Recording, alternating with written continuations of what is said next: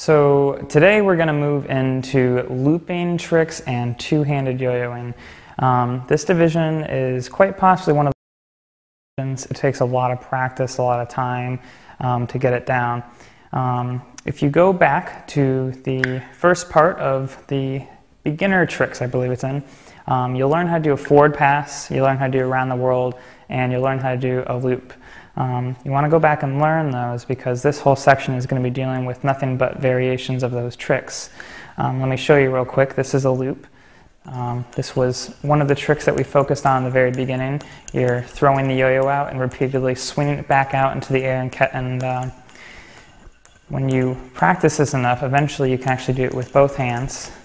This is called two-handed yo-yoing, or double A. It's the double A division if you go to like the National Yo-Yo Contest or World Yo-Yo Contest.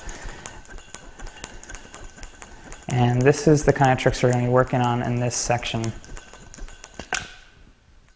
That's two-handed yo-yoing.